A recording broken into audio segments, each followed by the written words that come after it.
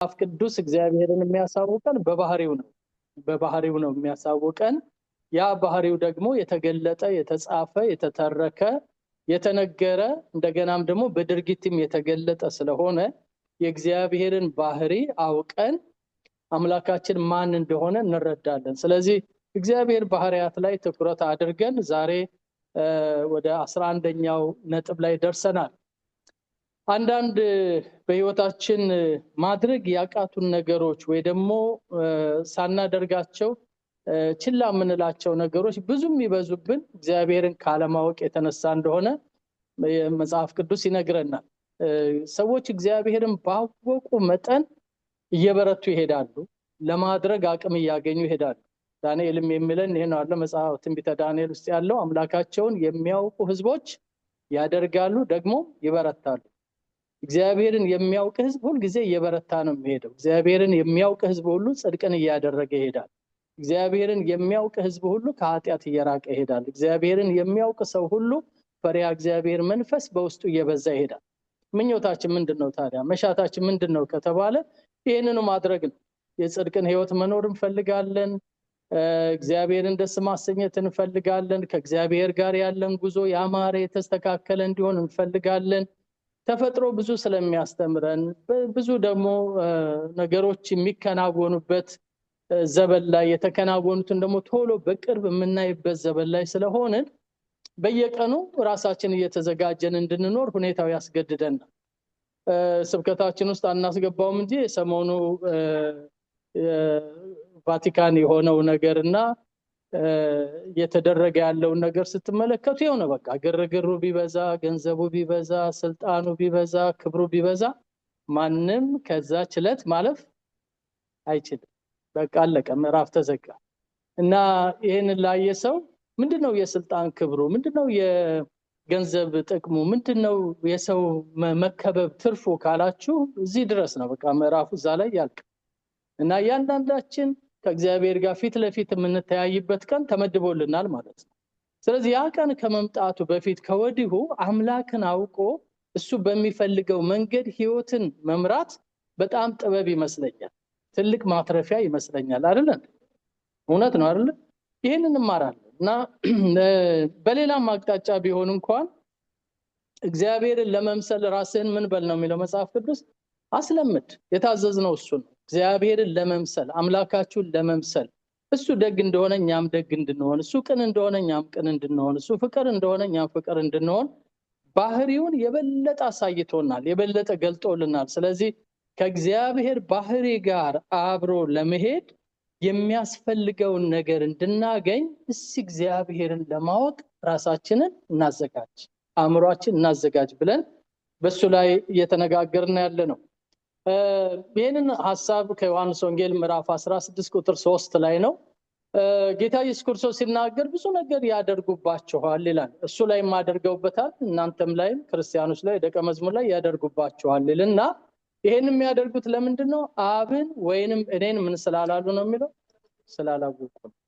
ጳውሎስም ይሄንን ሐሳብ የሚደግፍ ለቆሮንቶስ ሰዎች ሲናገር አውቀውትስ ቢሆን ኖሮ የክብርን ጌታ ምን ባላሉት ነበር፣ ባልሰቀሉት ነበር። ስለዚህ አለማወቅ ምን ያክል ጨለማ እንደሆነ በተለይ ከእውቀትም በላይ እግዚአብሔርን አለማወቅ ምን ያክል መሰናክል እንደሆነ መጽሐፍ ቅዱስ ይነግረናልና የጌታችን የኢየሱስ ክርስቶስም ነው አስተምሮ ይሄንኑ ነው። እኔና አብን ምን አላሉ? አላወቁም። አለባበሳቸው የካህን አለባበስ ነው። አኗኗራቸው የአብርሃም ልጆች አኗኗር ነው። የያዙት መጽሐፍ ስለ እግዚአብሔር የሚተርክ መጽሐፍ ነው አይደል እንዴ? በሙሉ የሕግ መጽሐፍ እኮ ያንን ነው የሚያወራው። አይናቸውን ቀና አድርገው ነው ወደ ላይ የሚጸልዩት። ደግሞ ፕራይድ አለ፣ ትምክት፣ ኩራት አለ በውስጣቸው። እኛ የዕብራውያኖች የአብርሃም ዘሮች የእግዚአብሔር ልጆች ነው አይደል የሚሉት። ግን ያን እያሉ አብንም አላወቁትም ወልድንም አላወቁትም። እስጢፋኖስ በጣም ከተናገረው ነገርና ጥርሳቸውን ካንገጫገጩበት ንግግር አንዱ እናንተ ልክ እንደ አባቶቻችሁ መንፈስ ቅዱስን ትቃወማላችሁ። አባቶቻችሁ እንደዚሁ የእግዚአብሔር መንፈስ እንደተጋፉ ነበር፣ አሁንም የእግዚአብሔር መንፈስ ትጋፋላችሁ ብሎ በተናገረ ጊዜ ተናደዱና በያዙ ድንጋይ ወግረው ገደሉት አይደል? ሰማዕቱ እስጢፋኖስ እንደዛ ነው የሞተውና እግዚአብሔርን አለማወቅ በጣም ጨለማ ነው። እግዚአብሔርን አለማወቅ ወደ ክፋት ያመራል። እግዚአብሔርን አለማወቅ ከጽድቅ መንገድ ያወጣናል። እግዚአብሔርን አለማወቅ ወገኖቼ ምንም እንኳን ክርስቲያኖች ነን ብንል እሱን ካላወቅን በብዙ መንገድ እንስታለን። ስለዚህ መፍትሄው ምንድነው? እግዚአብሔርን ለማወቅ ልባችንን እናዘጋጅ። እግዚአብሔርን ለማወቅ እንጸልይ። እግዚአብሔርን ለማወቅ እንመካከር። እግዚአብሔርን ለማወቅ ወገኖቼ እግዚአብሔርን ቃል እንማር። ጌታ ለዘላለም የተባረከ ይሁን። በዚህ መልኩ እንግዲህ እስካለፈው 15 ቀን ድረስ ባለፈው ሳምንት የትንሣኤ በዓል ስለነበር ስለ ትንሣኤ ነው የተነጋገርነው። እስካለፈው 15 ቀን ድረስ ወደ ኋላ መለስ ብላችሁ በቪዲዮ ላይ የተቀመጡትን ካያችኋቸው እግዚአብሔር አምላካችን የፍቅር አምላክ ነው፣ ፍቅር ነው እስከሚለው እስከ 11ኛው ትምህርት ድረስ አብረን ሄደናል። እስከ 10ኛው ትምህርት ዛሬ 11ኛውን ነው የምንመለከተው። ዛሬ የምንመለከተው ከዚሁ እግዚአብሔር ፍቅር ነው ከሚለው ጋር እግዚአብሔር እውነተኛ አምላክ ነው የሚል እንመለከታለን። ጌታ ይባረክ። እግዚአብሔር ምን አይነት አምላክ ነው? እውነተኛ አምላክ ነው። ወይ ደግሞ ራሱ እግዚአብሔር በባህሪው እውነት ነው። ውሸት እሱ ዘንድ የለም፣ ሐሰት እሱ ዘንድ የለም። አሜን። እግዚአብሔር በራሱ በማንነቱ እውነተኛ አምላክ ነው። ይህንን እውነተኛ አምላክ በደንብ ጠጋ ብሎ ማየት ያስፈልጋል። በተለይ እኛ ባለንበት ዘመን ብዙ እውነት በጠፋበት ወይ ደግሞ እውነት በጣም ሰልስላ መና ልትበጠስ የደረሰች ክር እስከምትመስል ድረስ ውሸት ደልቦ እውነት ከስቶ ባለንበት በዚህ ዘመን የቱ ነው እውነት ብለን መፈለግ በጣም የሚያስፈልግ ይመስለኛል። እውነተኛ አምልኮ የቱ ነው? እውነተኛ ጸሎት የቱ ነው? እውነተኛ ንስሐ የቱ ነው? እውነተኛ ክርስትና የቱ ነው? እውነተኛስ ደግሞ መስዋዕት የቱ ነው ብለን መጠየቅ መቻል አለብን። ሁሉ ነገር አንድ ላይ ሆኖ ውሸቱ ሁሉ እውነት እየመሰለ ተደጋግሞ ሲነገረን ሐሰቱ ሁሉ የእውነት ያክል እየጠነከረ እንደው ማለፍ እስከማንችል ድረስ የውሸቱ አየር እየገፋን ነው ያለው። ሊያመሳስለን ይሞክራል ወይ ተመሳስለን። በዚህ ሁሉ መካከል ውስጥ እውነትን ሰርች ማድረግ ያስፈልጋል። እውነትን መፈለግ በጣም ያስፈልጋል። እግዚአብሔር ለዘላለም የተባረከ ይሁን። ስለዚህ ከየት ነው የምናገኘው ያንን ካልን ከራሱ ከእውነተኛው አምላክ ከእግዚአብሔር ዘንድ ብቻ ነው የምናገኘው። እርሱ እውነተኛ መሆኑን ስናውቅ እኛም ወገንነታችን የማን ወገን መሆን ይጀምራል? የእውነት ወገን መሆን ይጀምራል። ውሸትን እየናቅን ሐሰትን እየናቅን ወይ ደግሞ ይሄን ማይረባውን ውሸተኛውን የዚህን ዓለም ነገር እየናቅን ወደ እውነተኛው አምላክ የመጠጋት አቅም እናገኛለን። የኔ የግሌ ትግል እሱ ነው። የሁላችንም ትግል እሱ ነው። የቅዱሳን ሁሉ ትግል መሆን ያለበት እሱ ነው። እውነት ነው። ማንም ላይወደን ላያከብረን ወይ ጎሽ ላይለን ይችላል። ማንም እንደውም እውነትን ስለያዛችሁ ብዙ መገለል፣ ብዙ መገፋት፣ ብዙ መነቀፍ ሊደርስብን ይችላል። ግን የቀኑ መጨረሻ የሚያዋጣን ከእውነተኛው አምላክ ፊት መቆማችን። እግዚአብሔር ለዘላለም የተባረከ ይሁን። በኋላ ላይ የምንጠቀመው እሱ ነው፣ ያን እውነተኛ የሆነ አምላክና ስለዚህ እግዚአብሔር እውነት ነው ብለን ስንል እንዴት ነው እውነተኛ ባህሪውን መጽሐፍ ቅዱስ የሚነግረን? ሃሌሉያ፣ ክብር ለኢየሱስ ይሁን።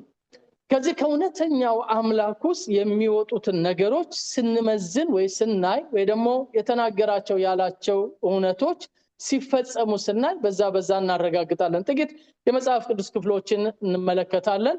ሁላችንም ተነስተን ካነበብነው ሁለት ጥቅሶች ላይ ብናነብ ደስ ይለኛል። አንዱ አዲስ ኪዳን፣ አንዱ ደግሞ ብሉይ ኪዳን። እነዚህን ሁለት የመጽሐፍ ቅዱስ ክፍሎች በእግሮቻችን ቆመን ብናነብ ቴንኪዩ። ቀድማችሁ የተነሳችሁ እግዚአብሔር ይባርካችሁ። ሁልጊዜ የምናደርገው ስለሆነ ስለ ስርዓት ብለን አይደለም፣ ግን የእግዚአብሔር ቃል ክብር ስለሚያስፈልገው ነው። ዮሐንስ ወንጌል ምዕራፍ 17 መቼም ይሄ ያለ ከሌላ መነሳት ስለከበደኝ ነው እንጂ ከብሉይ ኪዳን ወደፊት ብንመጣ ጥሩ በሆነ እሱን ካነበብን በኋላ በሌላው እጃችሁ ደግሞ ኤርምያስ ምዕራፍ 10 ላይ ያለውን የነብዩን የኤርምያስን ደግሞ ንግግር ወይ ደግሞ በሱ በኩል ከመጣው ትንቢት ምዕራፍ 10 ቁጥር 10 ላይ ያለውን ደግሞ እሱን እናነባዋለን። እነዚህ ሁለት የመጽሐፍ ቅዱስ ክፍሎች እግዚአብሔር እውነት ነው፣ እውነተኛ ነው። our God is a true God። ምንድነው የሚባለው? ውሸት እንኳን ሩቅ ነው። just compromise የማያደርግ አምላክ ነው፣ እውነተኛ አምላክ ነው የሚለው እሱን ለማግኘት ነው። ዮሐንስ ወንጌል ምዕራፍ 17 ቁጥር 3 ጌታችን ኢየሱስ ክርስቶስ የተናገረው ነው የምንወስደው። ግን ከቁጥር 1 ጀምረን እስከ 5 እናነባዋለን። ኤርምያስንም እንደዚሁ የንባብ ክፍላችንን እናደርግና ኤርምያስ ምዕራፍ 10 ቁጥር 10ን እናነባዋለን። እነዚህ ሁለት ክፍሎች ነው አብረን የምናነበው። በጌታችን በመድኃኒታችን በኢየሱስ ክርስቶስ ስም ዮሐንስ ወንጌል ምዕራፍ 17 ከ1 እስከ 5 እናነባዋለን። እናንብብ አንድ ላይ። ኢየሱስም ይህንን ተናግሮ ወደ ሰማይ አይኖቹን አነሳና እንዲህ አለ፣ አባት ሆይ ሰዓቱ ደርሷል። ልጅህ ያከብር ዘንድ በስጋም ሁሉ ላይ ስልጣን እንደሰጠኸው ለሰጠኸውም ሁሉ የዘላለምን ሕይወት ይሰጣቸው ዘንድ ልጅህን አክብረው ይልና ቁጥር 3 ምን ይላል? እውነተኛ አምላክ ብቻ የሆንህ አንተ የላከውን ኢየሱስ ክርስቶስን ያውቁ ዘንድ ይህች የዘላለም ሕይወት ናት። እኔ ላደርገው የሰጠኝ ሥራ ፈጽሜ በምድር አከበርኩ። አሁንም አባት ሆይ ዓለም ሳይፈጠር ባንተ ዘንድ በነበረኝ ክብር አንተ በራስህ ዘንድ ምን በለኝ አክብረኝ ይላል። ቁጥር 3 ላይ ምን ይላል? እውነተኛ አምላክ የሆንክ ይላል። ጌታ ይባርክ። እውነተኛ አምላክ የሆንክ። ኤርምያስ ምዕራፍ 10 ቁጥር 10 ኤርምያስም እንደዚህ ይላል። ከሌሎች ነገሮች ጋር አወዳድሮ እግዚአብሔር የሚለውን ነው እንግዲህ እሱ የሚናገረው። ቁጥር 10 እናንባው አንድ ላይ። እግዚአብሔር ግን እውነተኛ አምላክ ነው፣ እርሱም ሕያው አምላክና የዘላለም ንጉሥ ነው። ከቁጣው የተነሳ ምድር ትንቀጠቀጣለች፣ አሕዛብም መዓቱን ምን አይሉትም ይችሉት። እግዚአብሔር ግን ምን አምላክ ነው? እውነተኛ አምላክ ነው። አጭር ጸሎት እንጸልይ። እውነተኛ አምላክ ሆይ አንተ ሁሉ ጊዜ በዙፋን ላይ አለ። ከፍቅርህ፣ ከምህረትህ፣ ከእውነተኛነትህ፣ ከቅድስና፣ ከኃይልህ፣ ከበጎነትህ የተነሳ ጌታ ሆይ እኛ በፊት መቆም ችለናል። ጌታ አምላካችን ዛሬም ደግሞ አእምሮአችንን ከፍተህ ማንነትህን እንድትገልጥልን፣ ቃልህን እንድታስተምረን፣ እንድትመክረን፣ እውነትን የምንወድ እውነትን የምንፈልግ አንተን እውነተኛውን አምላክ የምናስደስት ልጆች እንድንሆን ጌታ ሆይ በቃለ ጉልበት እንድትጎበኘን፣ በመንፈስ ኃይል እንድታበረታን በኢየሱስ ክርስቶስ ስም እንለምንሃለን። ጌታ ሆይ በየቀኑ ምርጫዎች በፊታችን ድቅን ይላሉ። እውነት የሆነ ምናልባትም ለኑሯችን የማይመች ውሸት የበዛበት ግን ለጊዜያዊ ደስታ የሚሆን በዚህ መካከል ትንንቅ ውስጥ የምናልፍበት ብዙ ጊዜ አለ። ምርጫችን ግን አንተን እውነተኛውን አምላክ ማስደሰት ነው፣ ከአንተ ጋር መስማማት ነው። ጌታ ሆይ አቅም ባነሰን ነገር ላይ አቅም እንዲሆነን ይህንን የቃልህን ምስጢር ደግመህ እንድታበራልን፣ እንድትገልጥልን፣ በቃል እንድታስታጥቀን፣ ከቃል ውስጥ ተአምራት እንድታሳየን፣ ነፍሳችን እንድትጠራ፣ አእምሮአችን እንዲበረታ፣ ጥበብ እንድናገኝ ዛሬም በቅዱስ ቃልህ አነጋግረን። እኔንም ወገኖቼንም በዚህ እንድትጎበኝ እለምንሃለሁ። ሰሚዎችን ሁሉ በዚህ እንድትጎበኝ እለምንሃለሁ። ቃሉ ያንተ ነው፣ እኛም ያንተ ነን። ሰሪው አንተ ነህ፣ እኛ ደግሞ እርሻዎችህ ነን፣ ህንፃዎችህ ነን። የምትገነባን የምታንጸን አንተ ነህ። ጌታ ሆይ ቱምቢ አንድ ቀን መሰደዱ አይቀርም። ያ ቱምቢ ሲመጣ ምናልባት ተጣመን ተወላግደን አድገን ቢሆን ያፈራርሰናል። ያ ቀን ከመምጣቱ በፊት በቃልህ እንድታስተካክለን፣ እንድትቀርጸን እንለምንሃለን። በኢየሱስ ክርስቶስ ስም በመካከላችን ተመላለስ። ሁሉ ላንተ ክብር ይሁን። አሜን አሜን። እግዚአብሔር ይባርካችሁ። ተባረኩ። ጌታ የተባረከ ይሁን። እግዚአብሔር እውነት ነው። ክብር ለኢየሱስ ይሁን። እግዚአብሔር እውነት ነው፣ እውነተኛ አምላክ ነው። እውነትን ከእውነተኛው አምላክ እናገኛለን። እግዚአብሔር እውነት ነው ስንል በባህሪው እውነት ነው። እውነተኛ ነው ስንል ደግሞ በስራውና በድርጊቱ እውነተኛ ስራውን ደግሞ እንመለከታለን። ቃሉ እውነት ነው ብለን ስንል እግዚአብሔር የሚናገረው ነገር እውነት የሆነ ስለሆነ ማለት ነው። የመጽሐፍ ቅዱሳችን ሐሳብ ስለ እግዚአብሔር እውነተኛነት ወይ ደግሞ ራሱ እግዚአብሔር እውነት ስለመሆኑ የሚያስረዳበት በጣም ብዙ አለው። እናንተ መጽሐፍ ቅዱሳችሁን ጠጋ ብላችሁ ስታዩት ወይ ደግሞ የእግዚአብሔርን እውነተኛነት የሚያስረዱኝ ጥቅሶች የቱ ጋር ናቸው ካላችሁ በብዙ መቶ የሚቆጠሩ ያው ዝርግፍ ያደርግላችኋል መጽሐፍ ቅዱስ እና በጣም በርካታ ነው። እኛ ከነዛ ውስጥ ለዛሬው የሚጠቅመንን አንድ 3 ሐሳቦች የሚሆኑትን ነው የምንመለከተው። የእውነተኛው አምላክ እውነተኛ ባህሪ በምን ይገለጣል ብለን ካልን ያለውን ማድረጉና የተናገረው ነገር ላይ ቋሚ መሆኑ ነው። የማይወላውል ወይ ደግሞ ወደ ግራና ወደ ቀኝ የማይል እንደተናገረው እንደዚሁ የሚያደርግ ካፉ የወጣው ቃል በጣም ጠንካራ ብርቱ የሆነውን ያችን እርሱ የሚፈልጋትን ነገር ብቻ ማድረግ የሚችል እውነተኛ አምላክ እንደሆነ ያረጋግጥልናል።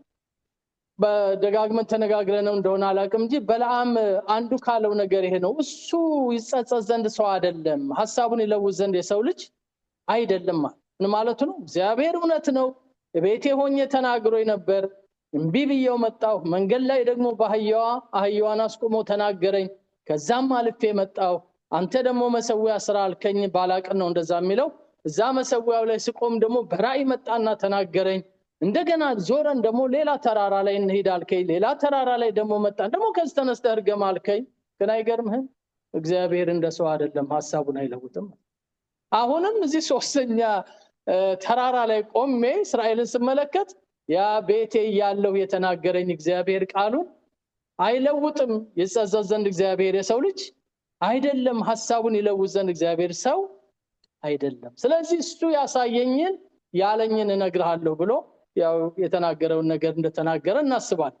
ስለዚህ እግዚአብሔር እውነት የሆነ ወይ ደግሞ በባህሪው በማንነቱ ልክ ጻድቅ ነው ብለን እንደምንለው፣ ቅዱስ ነው ብለን እንደምንለው፣ ባለፈው እንዳየነው ደግሞ ፍቅር ነው ብለን እንዳየነው እግዚአብሔር በባህሪው እውነት የሆነ አምላክ።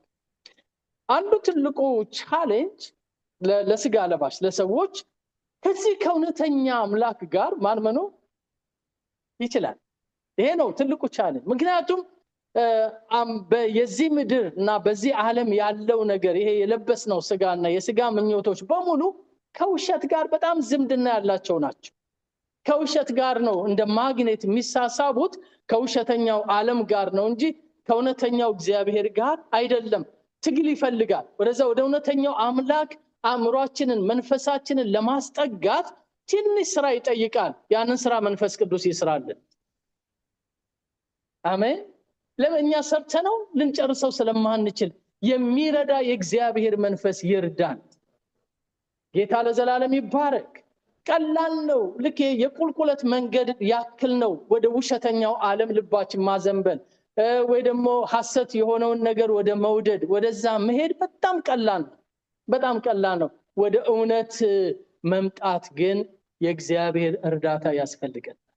ወደዛ እውነት ደግሞ ካልመጣን ህይወት ማግኘት አንችልም። እሱ ነው ችግሩ። ህይወት ሊበዛልን አይችልም። ስለዚህ እውነተኛ አምላክ ጋር መኖር ለማንም ሰው እንዲሁ ቀላል ነገር አይደለም። እግዚአብሔር ግን ይችላል። አምላካችን ይሄንን በህይወታችን ያደርግልናል። ጌታ ለዘላለም የተባረከ ይሁን። እውነተኛ የሆነውን እርሱን ማወቅ በጣም አስፈላጊ ነው። ከዛው ዮሐንስ ወንጌል ላይ እናተኩራለን። በተለይ ከጲላጦስ ጋር የተነገረ ንግግር። ያንን ከማየታችን በፊት ግን በአንደኛ ዮሐንስ ምዕራፍ 5 ቁጥር 20 ላይ ያለውን ክፍል እንመልከተው።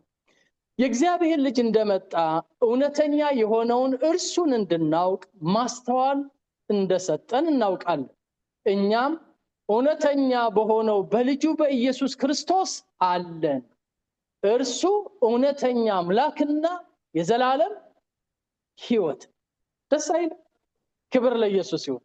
ሐዋርያው ዮሐንስ ስለ ፍቅር ስለ እውነት በጣም ደጋግሞ የጻፈ ሰው ነው። በጣም ደጋግሞ ተናግሯል። በነገራችን ላይ ወንጌላት ላይ በጣም በብዛት በተለይ ጌታ ኢየሱስ ክርስቶስ እውነት እላችኋለሁ የሚል ቃል ብዙ አንብበናል አይደል? በጣም ብዙ ነው የተጻፈው። በአዲስ ኪዳን ከተጻፉት 202 ያክል ከእውነት ጋር ከተገናኙ ፍሬዞች መካከል ከ200 በላይ ናቸው። ከነዛ ፍሬዞች መካከል አብዛኛዎቹ እውነት የተነገሩት በክርስቶስ አፍ ነው።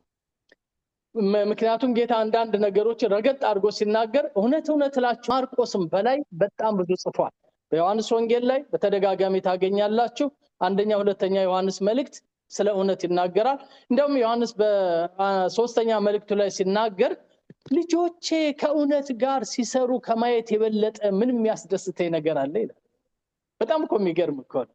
መንፈሳዊ ልጆቹ ከምን ጋር ሲቆሙ ነው ደስ የሚለው? ከእውነት ጋር። ምክንያቱም ራሱ ዮሐንስ ነው አይደል የጻፈው? ጌታችን ኢየሱስ ክርስቶስ ምን ብሏል ብሎ ነው የጻፈው? እውነትም ሕይወትም መንገድም እኔ ነኝ።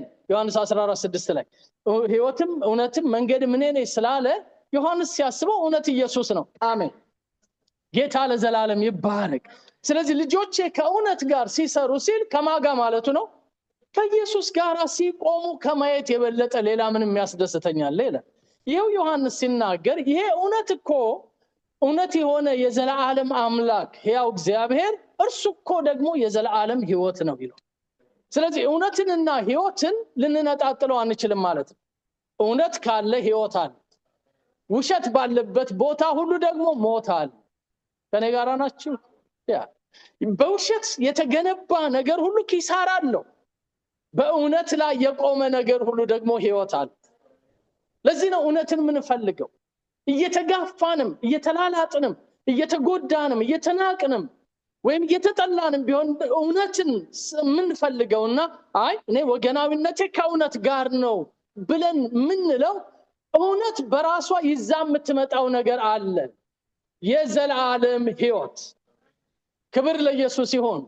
እግዚአብሔር እውነተኛ አምላክ ነው ብለን ስንል ያንን የዘላለም ሕይወት የሚወርሱት እውነተኛ የሆኑ ሰዎች ነው። እውነተኛ ያልሆነ ሊያገኘው አይችልም። ይሄንን ነው የሚለው። እስቲ ድገሙና አንብቡት። የእግዚአብሔር ልጅ እንደመጣ ይላል አይደል? የእግዚአብሔር ልጅ እንደመጣ እውነተኛ የሆነውን እርሱን ምን እንድንል። ይሄ እኮ ትምህርታችን እግዚአብሔርን እንወቅ ነው አይደል? እንድናውቅ ማስተዋል እንደሰጠን እናውቃለን። እኛም እውነተኛ በሆነው በልጁ በኢየሱስ ክርስቶስ አለን። We are here because of that truth. Hallelujah. We are here. የዛሬ 2000 ዓመት እኮ ነው ቀራንዮ መስቀል ላይ የተሰቀለው። አሁን እንዴት መዳን ውስጣችን ይሸተናል? የተደረገው እውነት ስለሆነ፣ ውሸት ስላልሆነ። ታሪክ ጸሐፊዎች ሊያጠፉት ፈልገዋል። አይሁዶች ሊያጠፉት ፈልገዋል። ሮማኖች ሊያጠፉት ፈልገዋል። ተነስተው ከምስራቅ ሀገር ሊያጠፉት ፈልገዋል። ብዙ ተነስተዋል። እስካሁኑ ዘመን ድረስ እንኳን ይህን እውነት ሊቀብሩት ይፈልጋሉ አይደል? ግን አልተቀበረም። እውነት ከትውልድ ትውልድ እየጣሰ የመጣ ነው። እኔ አሁን እዚህ ቆሜ የዘላለም ሕይወት እንዳለኝ መዳን እንዳለኝ አረጋግጣለሁ በክርስቶስ እንደሆንኩ። ለምን? ያ የተደረገው ነገር እውነት ስለሆነ። ሃሌሉያ።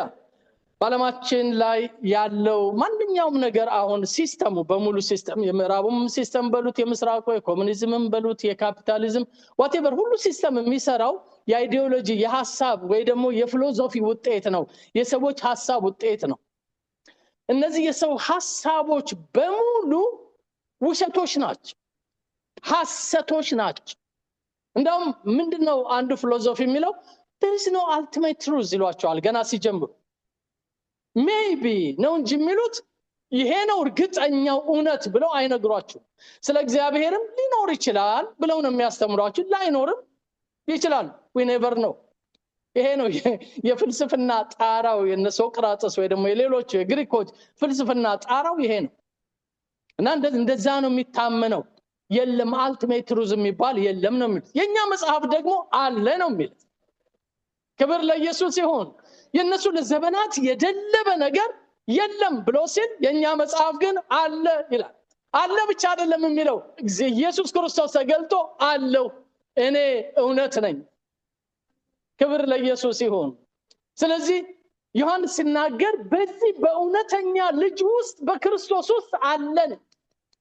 ሃሌሉያ በሱስ ካለን እውነትን ይዘናል ይሄ እውነት ደግሞ የዘላለም ሕይወት እግዚአብሔር ለዘላለም የተባረከ ይሁን ሃሌሉያ እውነት ደስ ይላል እውነት ያስጮሃል እውነት ያኮራል እውነት ያናግራል እውነት አያሸማቅቅም ክብር ለኢየሱስ ይሁን እውነት የያዘ ሰው ጻድቅ ነው እንዳንበሳ ነው ደፍሮ የሚሄደው በውሸት የተገነባ ነገር ነው የሚያሸማቅቀው በውሸት የተገነባ ኑሮ በውሸት የተገነባ ትዳር በውሸት የተገኘ ሀብት በውሸት የተገኘ ክብር በውሸት የተገኘ ሁሉ ነገር ያሳፍራል እውነት ጽኑ ነው አሜን ክብር ለኢየሱስ ይሁን እናንብበው እንቀጥል ኤርምያስ 10:10 አንብበነዋል ምንድነው የሚለው እግዚአብሔር ግን እውነተኛ አምላክ ነው አምላካችን እውነተኛ አምላክ ነው በእርሱ ዘንድ ውሸት የለም እርሱ እውነተኛ ጌታ ነው ስለዚህ ይሄንን እውነተኛ ጌታ ሁሉ ጊዜ ሴንተር የህይወታችን ማዕከል አድርገን ማየት አለብን ምንም ነገር ይምጣ በህይወታችን ምንም ነገር ይሽከርከር ከዚህ ከእውነተኛው አምላክ ጋር ከሱ ሐሳብ ጋር ይጋጫል ማለት አለብን ይጣረሳል ዛሬ የምኖረው ኑሮ ከእውነተኛው አምላክ ከእግዚአብሔር ጋር ይጋጭብኝ ይሆን የሚጋጭ ከሆነ ቶሎ ብለን አቮይድ እናደርገዋለን የመጽሐፍ ቅዱስ እግዚአብሔር ብቻ ነው በነገራችን ላይ እውነተኛው አምላክ ስንቶቻችሁ ታምናላችሁ የቁርአኑ አላህ እውነተኛ አምላክ አይደለም የቡድሃ መሪ ወይ ደግሞ ፈጣሪ እውነተኛ አምላክ አይደለም ደፍረን እኮ ይሄን የምናገረው አይዟችሁ ክብር ለኢየሱስ ይሁን የሽቶይዝም መጽሐፍ ላይ የተጻፈው ፈጣሪ እውነተኛ ፈጣሪ አይደለም ቤተክርስቲያን ይሄን ኮምፕሮማይዝ አታደርግም ክብር ለኢየሱስ ይሁን የመጽሐፍ ቅዱሱ እግዚአብሔር ብቻ ነው እውነተኛ እግዚአብሔር ሃሌሉያ የቁርአኑ አላህ ኢየሱስን አይወልደው ምክንያቱም አይወለድም ነው አይደል የሚለው የመጽሐፍ ቅዱስ እግዚአብሔር ግን አንድ ልጁን ላከ ታዲያ እነዚህ አንድ ናቸው እንዴ አይደሉም ስለዚህ የቱ ነው እውነተኛ አምላክ ከተባለ እኔና እናንተ መጽሐፍ ላይ የተገለጠው እግዚአብሔር እውነተኛ አምላክ ሰማይም ይስማ ምድርም ታድምጥ ፍጥረትም በጆሮቹ ይሄ ያስተጋባ የኛ እግዚአብሔር እውነተኛ እግዚአብሔር ነው ሃሌሉያ ሌላ የለም እሱ ብቻ ነው ደግሞ ሁሉም የሃይማኖት መሪዎች ብለዋል እውነትን ፈልገው አላገኙም እነሱ ሁሉ አላገኙትም እውነት የተገኘው በጌታችን በመድኃኒታችን በኢየሱስ ክርስቶስ ብቻ ነው ሃሌሉያ መዝሙር 31 ቁጥር 5 እንደዚህ ይላል መንፈሴን በእጅህ አደራ ሰጣለሁ ይልና እግዚአብሔር የእውነት አምላክ ሆይ እስቲ ሁላችሁም እግዚአብሔር የእውነት አምላክ በሉ ባካችሁ እግዚአብሔር የእውነት በጣም እኮ ነው የሚገርመው አንተ ነህ የምትቤዠኝ መንፈሴን ነፍሴን በእጅህ ሰጣለሁ you are the only true God አንተ ብቻ ነህ እውነተኛ አምላክ ነፍሴን ማዳን የምትችል እኔን መርዳት የምትችል ቃልህን መፈጸም የምትችል የገባኸውን ኪዳን ማድረግ የምትችል የሰጠኝን ተስፋ መፈጸም የምትችል አቅምም ጉልበትም ኃይልም ርህራሄም ፍቅርም ያለ አንተ ብቻ ነህ ሌላ የለም ቢል ሮሜ ምዕራፍ 3 ሐዋርያ ጳውሎስ እየደጋገመ የሚናገራቸው ነገሮች አሉ ሲል እናያቸው አንዳንዶች እምነት ባይኖራቸው ሲያለ ይጠይቃል የነርሱ አለማመን የእግዚአብሔርን ታማኝነት ዋጋ ያሳጣዋልን ከቶ አይሆንም ይላል ይልቁንስ እግዚአብሔር እውነተኛ ሰው ሁሉ ምን ይሆን ይላል ሐሰተኛ ይሆን እግዚአብሔር ምንድነው እውነተኛ አምላክ ጳውሎስ የሚመካ ይሄ ነው እኛ ሁላችን ልንዋሽ እንችላለን እሱ ግን እውነተኛ ነው እኛ ሁላችን ዛሬ ባልነው ነገ ላንገኝ እንችላለን እሱ ግን እውነተኛ ነው ራሱን ሊለውጥ አይችልም ራሱን ሊቀይር አይችልም ወገኖቼ እግዚአብሔር እውነትና እውነተኛ አምላክ ደስ ይበላችሁ ይሄን አምላክ የተዋወቃችሁበት ቀን እንዴት የተባረከ ቀን ይሄን እውነተኛ አምላክ የተጠጋንበት ቀን እንዴት የተወደደ ቀን ሃሌሉያ አንዳንዶቻችሁ ልደታችሁን ታከብራላችሁ፣ አንዳንዶቻችሁ የጋብቻ አንቨርሰሪያችሁን ታከብራላችሁ፣ አንዳንዶቻችሁ ምናልባት ቤት የሰራችሁበትን ሀብት ያገኛችሁበትን ወይ ደግሞ ወደ ተሻለ ሀገር የመጣችሁበትን ቀን ልታከብሩ ትችላላችሁ። እነዚህ ሁሉ ትርጉም የላቸውም። ጥሩ ናቸው እንኳን ሆኑ፣ ግን እግዚአብሔርን ያወቅኩበት ቀን አሜን ትላላችሁ እዚህ ቤት? ከውሸት ዓለም፣ ከሐሰት ዓለም፣ ከጨለማ ዓለም፣ ከሃይማኖት ትብታብ፣ ከማይጠቅም ነገር ውስጥ ራሴን እያታለልኩ ከምኖርበት ውሸት ከተገነባበት ነገር ውስጥ ወጥቼ እውነተኛውን አምላክ I surrender to you Lord ያልኩበት ቀን እንዴት የተባረከ ቀን! አሜን።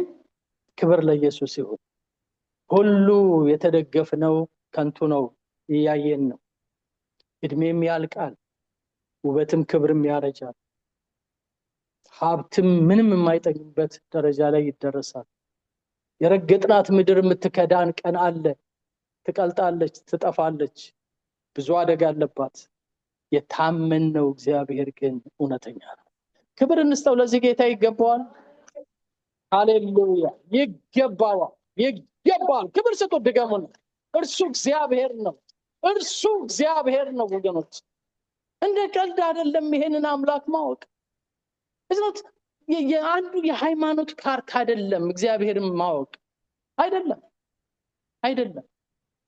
አንዳንድ ጊዜ ይሄ ወርልድ ሪሊጅን ጨምሮ ያስተምረናል። ክርስቲያኒቲ is one of the leading religion, the second one is this one ምናምን ይሉናል። አይደለም። this is not religion, this is life. ክርስትና ሃይማኖት አይደለም፣ ህይወት ነው። ከኔ ጋር ትላላችሁ? ህይወት ያለው በእውነት ውስጥ ነው። እውነት ደግሞ እግዚአብሔር ለዘላለም የተባረከ ይሁን። ይሄንን እውነት ነው ድምቅ አድርገን ለነፍሳችን መስበክ ካለብን ይሄን እውነት መንገር አለብን። አትንገራገሪ፣ ወዲያ ወዲህ አትበይ ነፍሴ፣ ከዚህ እውነተኛ አምላክ ጋር ቀጥ ብለሽ ቆሚ፣ እሱ ነው የሚያዋጣሽ ማለት መቻል አለብን። ሁኔታዎች እንደ ነፋስ ወዲያ ወዲህ አይውሰዱሽ። ብዙ ነገር ከፍ ዝቅ ሊል ይችላል። ነፍሴ ሆይ ከእውነተኛው አምላክ ከሱ ጋር ሁኚ፣ ምክንያቱም እውነት ነፃ ያወጣል። አይደል እንደ ወገኖች? እውነት ነፃ ያወጣል። እውነት በረከትን ያመጣል። እውነት ህይወትን ያበዛል። እውነት ሞገስ ይጨምራል። እውነት ኃይል ያበዛል። እውነት የሆነ ነገር ወገኖቼ ያበረታናል። ለዚህ ነው ጌታ ኢየሱስ ክርስቶስ እውነትን ታውቃላችሁ፣ እውነትም ነፃ ታወጣችሁ። ማን ነው እውነት? እግዚአብሔር ነው በሉልኝ። እግዚአብሔር ነው። እሱን ያወቀ ሰው ነፃ ይወጣል። እውነትን ካላወቅን ግን ስቲል በጨለማ ነው የምንሄደው፣ በዳበሳ ውስጥ ነው የምንሄደው። ይሆናል አይሆንም። ይሄ ሞላ ጎደል የሚባል ልጆች ሆነን የምንጫወተው ጨዋታ አለ። እንደዛ አይነት ዛሬ ይሞላል ነገ ይጎላል። ያን ብቻ እየተከታተልን እንዱ ዘመናችን ሽው ብላ ታልፋለች። ከዛ እግዚአብሔር ያውጣን፣ ከእውነት ጋር ተጣብቀን የምንቆም ያደርገን። ያ እውነት ነፃ ያውጣን መቼም ጊዜ ቢሆን። ጌታ ኢየሱስ ክርስቶስ በዮሐንስ 17 ላይ እዚሁ ላይ ሲናገር ምናል? ቃልህ እውነት ነው፣ በእውነት ደግሞ ምን በላቸዋል? ቀድሳቸው ይላል። የእግዚአብሔር ቃል እውነት ነው ወገኖች። እግዚአብሔር የተናገረው ቃል እውነት ነው። በዛ በእውነት ቀድሳቸው። ጌታችን ኢየሱስ ክርስቶስ ይሄንን ነው የነገረን። ትንሽ የሃይማኖት መሪዎችን ስንመልከት መቼም በጣም የሚገራርሙ ናቸው ያሉት። የእስልምና መሪ ለምን እዚህ ባይመጣ ጥሩ ይሆናል፣ ግን ትምህርታችን ስለሆነ ነው። የእስልምና መሪ እውነትን መረዳት አልቻልኩም ብሏል ራሱ ነብዩ መሐመድ በቁርአን ላይ ሲጽፍ። እውነትን ከመሞቱ በፊት ነው ያለው። እውነትን መርምረን ልናገኛት አልቻልንም ማለት። እንደውም የህይወት ዓላማ ምን እንደሆነ አላውቅም ማለት፣ በእኔ ላይም በእናንተ ላይም የሚፈርደው ማን እንደሆነም አላውቅም፣ ያንን የሚያውቀው አላህ ብቻ ነው ብሎ ጽፏል። ከኔ ጋር ናችሁ? ጌታ ኢየሱስ ግን እንደዛ ብሏል እንዴ? አላለም። እውነትን አላውቅም አላለም ጌታ። እኔ ምንድነኝ ነው ያለው? እውነት ነኝ አለ ጌታ። ለዘላለም ይባረክ። ሌሎችንም ማየት ይቻላል፣ ሰርች ማድረግ የሚጠቅማችሁ ከሆነ አንዳንዶችንም እናያቸው። የቡድሃ መሪም ይሄንኑ ብሏል። የቡድሃ መሪ እውነትን ፈልገን አላገኘናትም፣ እናንተም እውነትን ፈልጉ ብሎ ነው ያስተማረው ለተከታዮች። እውነትን ፈልገን ምን አላልናትም፣ አልደረስንባትም እና ምዕመኖቹ ነው የተከታዮቹን ሰርች አድርጉ ብሎ ይሄው እስካሁን በሜዲቴሽን ሰርች ያደርጋል። በቃ ይሄ የምታዩት በሙሉ ጃፓን፣ ቻይና፣ ፋሪስ በሙሉ እየፈለጉ ናቸው ይሄዳሉ። ይሄ ምንድነው ሜዲቴሽን ዮጋ ሲስተም ምናምን የሚባል ይሄ በቃ መንፈሳዊን ዓለም ለመዳሰስ ጸጥታ ምናምን ይላሉ። ወይ ጌታ አሳረፈ፣ ከቅዠት አዳነን። እግዚአብሔር የተባረከ ይሁን። አሜን። እሺ ጸጥ ያለ ቦታ ሲወንዝ ዳር ሄደን እሺ ሆነ መብራት አብርተን ብለን አንጨነቅም። ስንጠራው የሚደርስ በግርግር እንኳን መካከል የሚመጣ በገበያ መካከል እንኳን የሚደርስልን ጩኸት በበዛበት ስፍራ ድንገት የሚመጣልን እውነት ኢየሱስ ነው። ክብር ለኢየሱስ ይሁን። ሃሌሉያ። ይሄንን እውነት ከሌሎች ጋር ልንሸቃቀጠው አንችልም በፍጹም። እውነት ነው። የኮንፊውዥን መሪ ሞክሮ ነበር። ለራሱ ሲናገር ምን አለ? እኔ እውነት አይደለሁም አላቸው ለተከታዮቹ። ኢየሱስ ብቻ ነው እኔ እውነት ነኝ። አይገርምም? አይደለሁም አላቸው። ለምንድን ነው ያልሆነው? አይደለም እሱ እውነት አይደለም። እውነት ያልሆነው ነኛ አላለም። ሌሎቹም ይሄንኑ ብለዋል። ሂንዱ በጣም ብዙ አይነት እምነት አላቸው። ሁሉንም በዝርዝር ላናገኝ እንችላለን፣ ግን የሂንዱ እምነት መሪዎች ብዙ ናቸው። ለተከታዮቻቸው የጉሩ ናናክ ጉሩ ነው የሚባሉት የነሱ በጣም ብዙዎች ናቸው። እነርሱ በሙሉ ያሰፈሩት እንደ ታሪካቸው ላይ እውነትን ፈለግን ግን አላገኘናትም። ልክ እንደሌሎቹ ማለት ነው። ገና ወደፊት ግን እናረጋታለን ይላሉ። እንፈልጋ እስካሁን እየፈለጉ ናቸው። አንድ አማልክት አለ እዚህ ጋር፣ ነገ ደግሞ ሲወጡ አንድ የመንገድ አለ፣ አንድ የቀዩ መኪና አለ፣ አንድ የትንሿ ልጅ ደግሞ ሌላ አምላክ አለ፣ አንድ የሥራ አምላክ አለ። የትኛውን አሁን ኢየሱስንም በሰጧቸው ሊሆን ይችላል ብለው ነው አለ የሚወስዱት። እስቲል እየፈለጉ ናቸው። እስቲል እየፈለጉ ናቸው። የተገኘልን ጌታ፣ ያገኘን ጌታ፣ እውነት ሆኖ ወደ ህይወታችን የመጣ ጌታ ለዘላለም ስሙ ይባረክ። አሳረፋችሁ አይደል? አንድ ጌታ መጥቶ ሲያሜን በሉ ዝብት ባካችሁ። እርፍ እኮ ነው ያደረገን። ያንን በሰው ሸክም የማይቻል መጽሐፍ እያገላበጥን ብንኖር ኖሮ ምን ያክል ጉዳት እንደሆነ ተመልከቱት። ግን አንድ ቃል ተነበበልን፣ ገባን። ጌታ እንዲህ አለ፣ እውነት እኔ ነኝ አለ ጌታ። ሌሎችም እምነቶች መሪዎቻቸው ለተከታዮቻቸው በግልጽ አስረድተዋል። መጽሐፍ ቅዱስ ላይ ከተገለጠው ከክርስቶስ ኢየሱስ በስተቀር እውነት እኔ ነኝ ያለ ማንም የለም ነው። የትም አታገኙ። በዓለም የሃይማኖት መጽሐፍ ታሪክ ውስጥ የለም። የኛ ጌታ እውነተኛ ጌታ፣ እውነተኛ አምላክ። አሜን። እኛ ምንድነን ካላችሁ እኛ ሁላችን የእውነት ምስክሮች ነን። ስለ እውነት ነው የምንናገረው። ዮሐንስ ወንጌል ጌታ ኢየሱስ ክርስቶስ ስለ እውነት ልመሰክር ነው የመጣሁት ይላል።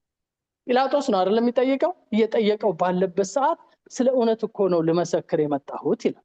ምስክርነቱን ደግሞ ሰጠ። የተወለድኩት ለዚህ ነው ይላል። ይሄን ጥቅስ እናንበው። ዮሐንስ ወንጌል ምዕራፍ 18 ላይ አለፈ ብዬ ላንበው ይሄንን።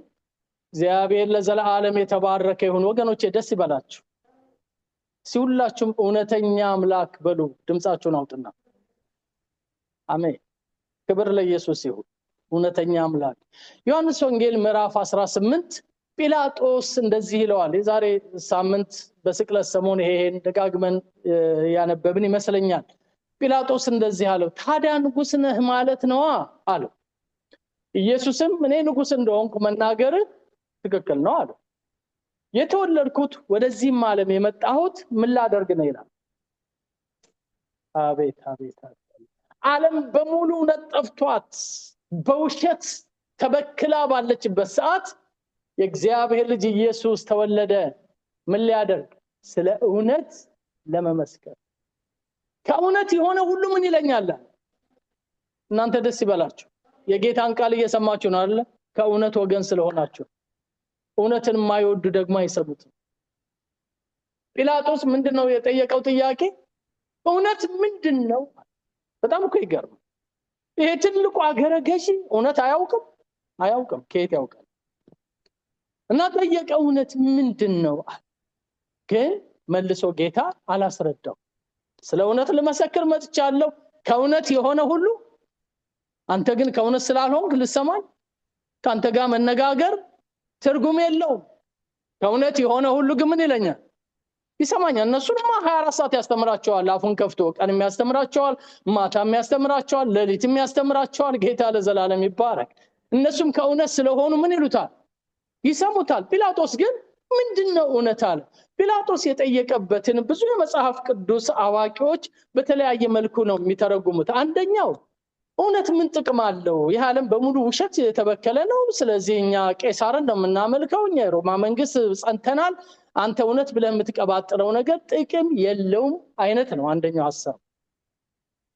ሁለተኛው ሐሳብ ደግሞ እዚህ ምድር ላይ እውነት ተፈልጎ ስለጠፋ አሁን በእንደዚህ አይነት ሲስተም ነው ዓለምን እያስተዳደርን ያለነው የሚል ነው። ስለዚህ እውነት የሚባል ነገር ስለሌለ ተስፋ ቆርጠናል አይነት ነገር ነው የሚናገረው። ሶስተኛው የሚለው እውነትን ማግኘት ቀላል መስሎ ነው እንደ አንተ አንድ የአይሁድ ወጣት ስለ እውነት ነው ልመሰክር የመጣሁት ትላለህ እንዴ? ከኛ በፊት የነበሩ ፊሎሶፈርስ ሞክረው አልቲሜት ትሩዝ የለም ብለው ደምድመው ጨርሰዋል። እናንተ አሁን የትናንትና የ30 ዓመት ሰው ተነስተህ ስለ እውነት ልመሰክር ነው ትላለህ እንዴ ብሎ ጊቭ አፕ ያደረገበትን ስሜቱን ነው የተናገረው። እንደዛ ብለው ይላሉ። እኔም ይመስለኛል ይሄንን አንድ ሶስት ሐሳቦችን እሻማለሁ፣ ሌሎችም እንዳሉ ሆኖ ግን ያም ቢሆን ጌታ ኢየሱስ ክርስቶስ እኔ እውነት ነኝ ማለቱን አላቆመም። እሱ እውነት ነው። የተከተሉት ሁሉ እውነተኞች ናቸው። የሚያምኑት ሁሉ እውነተኞች ናቸው። እግዚአብሔር እውነተኛ አምላክ። ወገኖቼ ወደ ራሳችን ህይወት ስናመጣው ኑሯችን ውሸተኛ ነው። ውበታችን ውሸተኛ ነው። አለን የምንለው ማህበራዊ መስተጋብር ውሸተኛ ነው። መቼ እንደሚከዳን አናውቅም። የጨበጥነው የያዝነው ነገር ሁሉ ውሸተኛ ነው። ልብ የሚጣልበት አይደለም። እውነተኛ አምላክ ያመነው ጌታ ብቻ። አሜን ትላላችሁ? ክብር ለኢየሱስ ይሁን። እርሱ ብቻ እውነተኛ ጌታ ነው። እርሱን የተደገፉ ሰዎች ሁል ጊዜ ከእውነት ጋር ያሸንፋሉ። ሁል ጊዜ ስለ እውነት ያወራሉ፣ ይዘምራሉ፣ ይናገራሉ። መንገዳችን ጎዳናችን ሁሉ ጽድቅና እውነት ይሆናል። እግዚአብሔር ለዘላለም የተባረከ ይሁን። እንደዚህ ይላል ራእይ መጽሐፍ ላይ የእግዚአብሔር ባሪያ የሆነውን የሙሴን መዝሙርና የበጉን መዝሙር እንዲህ እያሉ ይዘምሩ ነበር ይላል። ሁሉን ቻይ ጌታ አምላክ ሆይ ስራህ ታላቅና አስደናቂ ነው። የዘመናት ንጉስ ሆይ መንገድህ ጽድቅና እውነት። የት ነው የሚዘመረው? እዛ እኮ ነው። ክብር ለኢየሱስ ይሁን። አሜን። እዛ የሚዘመረው ይሄ ነው። የዘመናት አምላክ ሆይ ይሉታል። የዘላለም አባት ሆይ መንገድህ ጽድቅና ምንድነው ይሉታል? እውነት ነው ብለው ይዘምሩለታል። ወገኖቼ ከዘፍጥረት እስከ ራእይ ከመጀመሪያው እስከ መጨረሻው የሚነገርለት ጌታ እውነት መሆኑን እኔና እናንተ በዘመን መካከል ያለን ሰዎች ይሄንን እውነት ነው ማስተጋባት ያለብን። አምላካችን እውነተኛ አምላክ፣ አምላካችን እውነተኛ አምላክ ነው። ወገኖች በሱ ደስ ይበላችሁ። ይሄን እውነት በማግኘታችሁ ደስ ይበላችሁ። ከዚህ ጌታ ጋራ ነው ህይወታችን አብሮ እንዲሆን የሚፈልገው። ይሄንን እውነተኛ አምላክ ምን እናድርገው ካልን ለእውነት እየኖርን እናስደስተው። እውነት እየተመላለስን በእውነት እየተመላለስን ብርሃንና እውነትህ ይምሩኝ ይላል ዳዊት። ይሄንን በቅድም አይተነዋል። እግዚአብሔር እውነት ስለሆነ ሁላችንም መጠጋት ያለብን ወደ እውነት ነው። ለእውነት እንጂ በእውነት ላይ ምንም ማድረግ አንችልም። እንኑር ከተባለ በእውነት ላይ እንኑር እንጂ እውነትን በመተው ምንም ውጤት ልናመጣ አንችልም። እግዚአብሔር እውነተኛ አምላክ ነው። ጌታ ይባረክ። ሁላችንም ተነስተን እንጸልያለን። በኢየሱስ ክርስቶስ በኩል የተገለጠው እግዚአብሔር ዘላለማዊ እውነትና እውነተኛ ፈጣሪ አምላክ ነው። በዚህ ጌታ ደስ ይላችኋል? እኔ ደስ ይለኛል። ብዙ ውሸት በበዛበት ማህበረሰብ ውስጥ በቅዬ እውነተኛ የሆነውን እግዚአብሔርን ስላወቁ በጣም ደስ ይለኛል። የሚቀጥለው ሳምንት የሚጠመቁ ወገኖቻችን ልክ እንደዛ ናቸው። ሐሰት በበዛበት በብዙ ሃይማኖት ውስጥ ኖረው አይናቸው ግልጥ ሲል ግን ለካ እውነተኛው አምላክ ጌታ ኢየሱስ ነው። ይሄ ነው አይደል የሆነው? ማይ ይሄ ነው የሆነው። ክብር ለኢየሱስ ይሁን። ይሉኝታው እኮ ይይዛል ረጅም ዘመን መኖር። ብዙ ነገር እኮ አለ ሰንሰለት የራሳችን እኮ ቤተሰብ አለ ግን ደሄ በውሸት እስከመቼ እኖራለሁ ለውሸት እስከመቼ እገብራለሁ ውሸተኛ ለሆነ ነገር እስከመቼ እንበረከካለሁ እውነት የሆነውን ኢየሱስን እፈልጋለሁ ብሎ ጥሶ መምጣት ትልቅ በረከት ነው ለኔና ለናንተ መጪው ዘመን ምን ይሆንልን ይሄንን እውነተኛ አምላክ አውቀን መኖር ይሆንልን አሜን ተላላችሁ እጆቻችን ዘርጋና እንጸልይ